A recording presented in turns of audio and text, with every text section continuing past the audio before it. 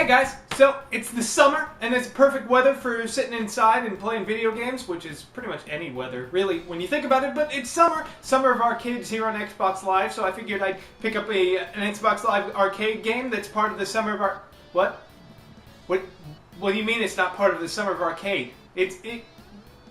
Well, no, I mean, I put on this god-awful shirt and stood in front of the camera, I'm talking about it.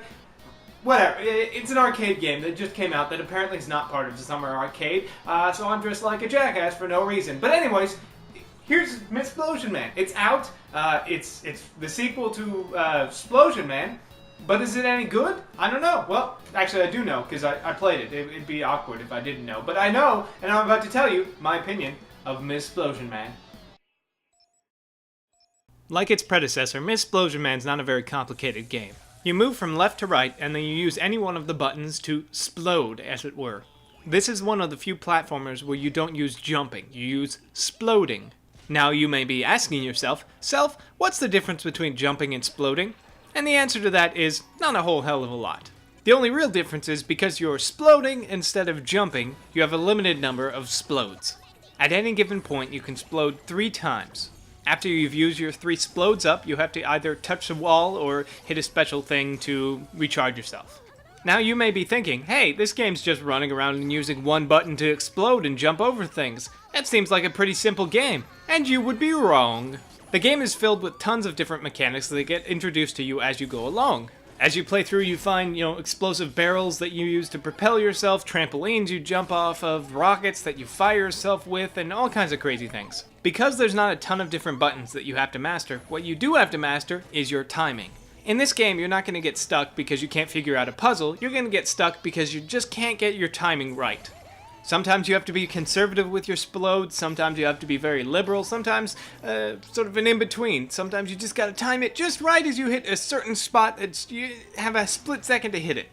Thankfully, there's no penalty for dying other than going back to the last checkpoint, and there are a number of checkpoints in every level. Sometimes it feels like, I wish there was another one here, but overall it's pretty good.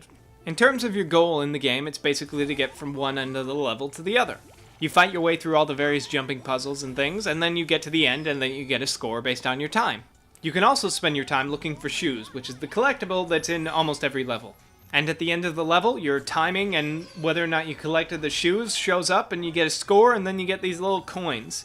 You then take the coins over to the mall, and then you can buy stuff like videos, screenshots, and all kinds of stuff, including the gameplay mode, 2 girls, 1 controller. Essentially, that gameplay mode is playing the multiplayer mode, only by yourself controlling 2 Splosion Mans with 1 controller. And obviously that's as difficult as you think it is. But if you're one of the lucky ones that actually has friends to play the game with, you and up to 3 of them can go through all the levels. And the multiplayer levels are completely different from the single player levels. They have their own story and even their own ending. For the low price of 800 Microsoft Banana Points, or $10 in real money, you get the game, which comes with 3 complete worlds with a ton of different levels and boss fights and everything, and a multiplayer mode that is completely different from the single player campaign.